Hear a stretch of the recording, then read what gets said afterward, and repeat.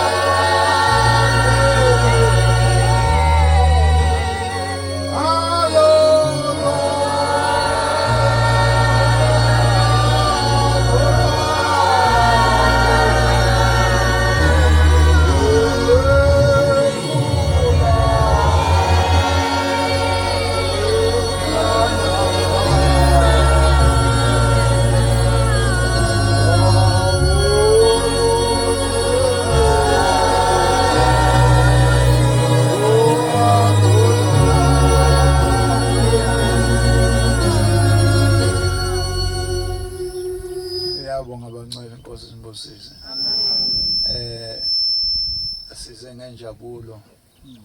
Umfana uthe uvula i-cold room lapha ngabona inyama phakathi. Amen.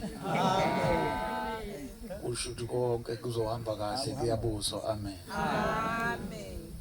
Size ngumshumayeli esezwa ngencwadi ukuthi wemukela ibandla lamemukela. Kuhle lokho. Uhlale usuphelele emsebenzini kaShembe. Amen. Uma ungaphelele uba khona inembezo ukuthi lokho angakwenzi. Kuyoze kuyofika egcineni lapha uyowenza khona. Sibonga uShembe ke ngoba na umshumayeli nebandla. uShembe ubanikile amandla ukuthi bafeze umsebenzi okufanele bawenze. Mhlawumbe ngingakalibeki elilodwa noma amabili nami ngizokhokhela ngawo nengiyala ngawo, ikakhulukazi umshumayeli nebandla namabandla onke. Njengoba sihlangene ngothando ngomsebenzi onzima omkhulu olukhuni futhi kaNkulunkulu. Ungeke usho ukuthi uthambile. Kunzima ukuhamba phakathi kwaphambi kwabantu. Ulukhuni ukuhamba phambi kwabantu. Udinga ukuthi ingilosi onikwe yona ugcotshwa noma nala ubhabhatiswa ibe khona ikeseke ngezikhathi zonke emaceleni ihambe phambi kwakho ungayicunuli. Ilokho esizokusho kumshumayeli namhlanje ukuthi lokho onikezwe khona leli bandla ohamba phambi kwalo ungalicunuli. Leli bandla onikezwe lona alingakucunuli ngoba khona isikhathi esizayo lapha izofundwa khona incwadi. Ifundwa usuwedwa, ingafundwa futhi ithina esiphilayo. Ifundwe ngumuntu ongamazi, ongaliya, obukayo iminute neminute ukuthi wenzani. Iminute neminute ukuthi ukhuluma ini. Iminute neminute ukuthi inhliziyo yakho injani. Yilokho esikuzelela sizoyala azile ngaleya nyanga ebovu ukuthi sodla sesuthe. Kufuneka sesuthe lokho esizoyalana ngakho phakathi kwetempeli. Nami nawe ungathwala umthwalo sokuthi ngikhanu lapha ya etempelini awenzanga lutho, awushongo lutho, awuyalanga ngalutho, awukhuzanga. Yilokho bangcwele kufanele sikuqaphele njengoba sikhona. Ngiyathanda mina ukukhonza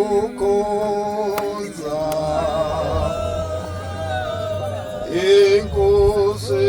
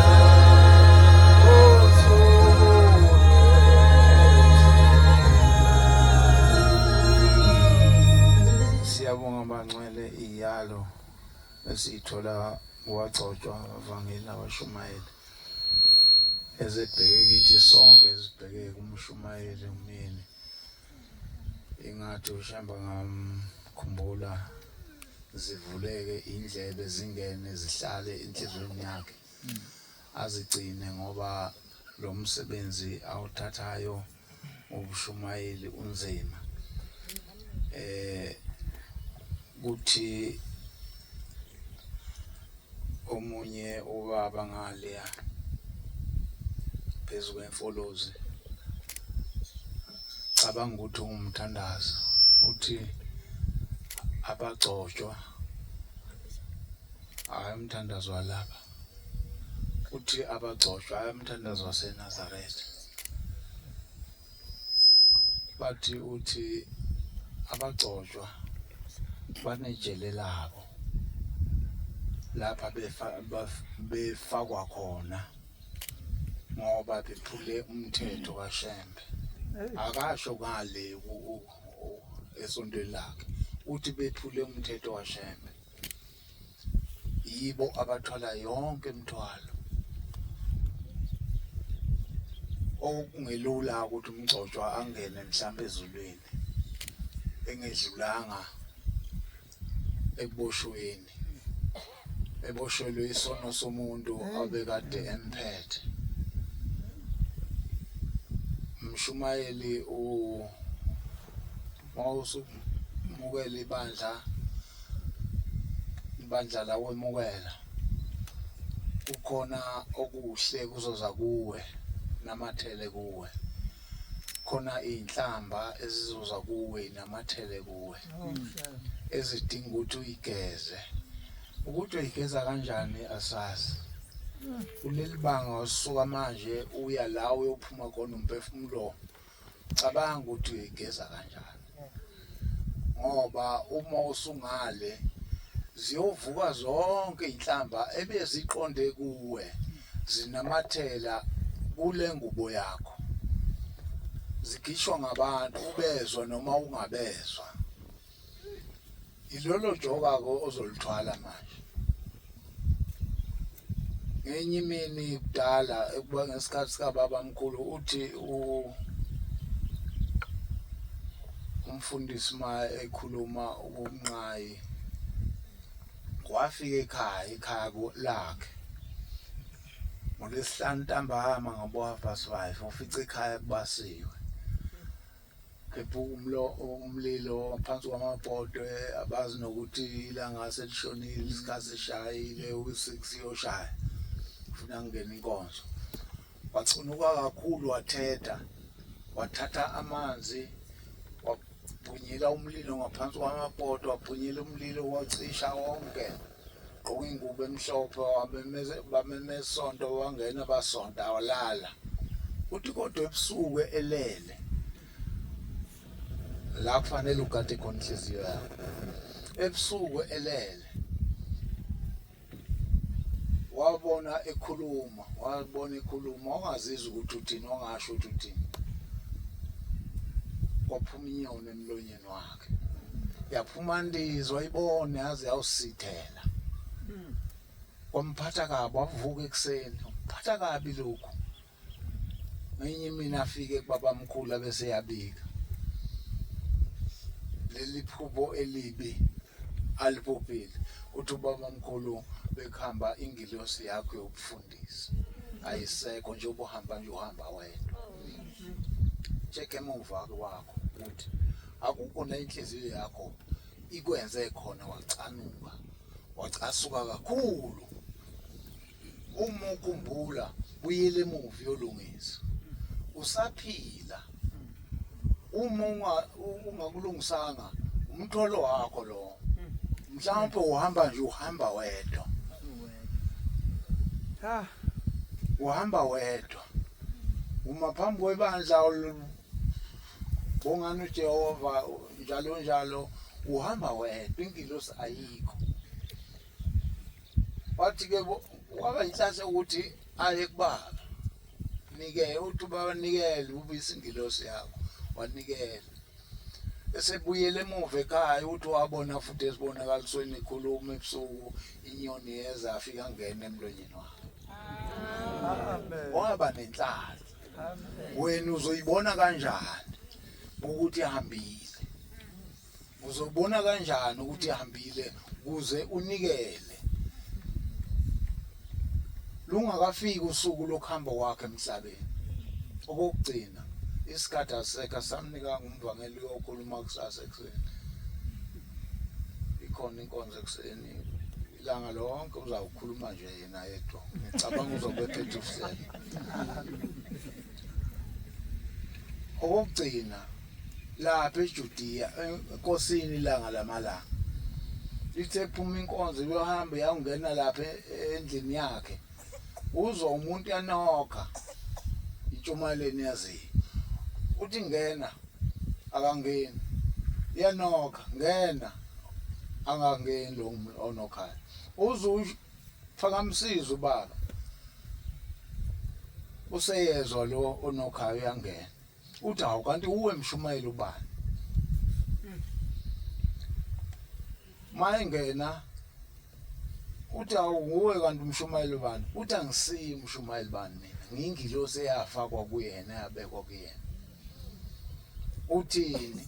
Sengicela ukuthi ungumshathe, ungisuse kuloya ngoba wenza izinto ezingalungile ezingcolisayo imihla namalanga. Manje njengoba umhlangano kaOctober usefuna ukuhamba umhlangano ngavala buyele ekhaya ukwenza lezi zinto azenzayo.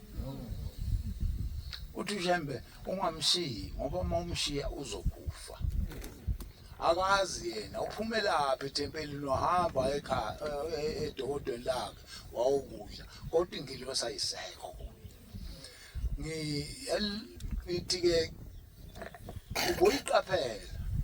uyiqaphele kakhulukazi ngenhliziyo yakho ukuthi ungadukutheli ukuze kweqe ungalwi nabantu ukuze kweqe uma ubona ukuthi kwenzekile lokho buya umbuyise umuntu ngoba uzothukuthela kanti mhlawumbe ingilosi yakho izomlimaza loya muntu ngoba wena unamandla kwamyeni unamandla engilosi ebekwe kuwena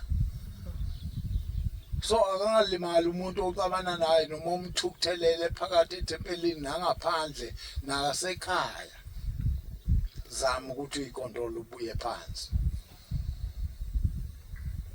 sikufisela inhlahla nokuhamba okuhle nokwenza kuhle kulomsebenzi osongene kuwo ungahambi ngendlela yababi landele ushembe njalo ecele kushembe apha amandla okhola nokukhokhela abantu nokuphatha ithempeli Amen.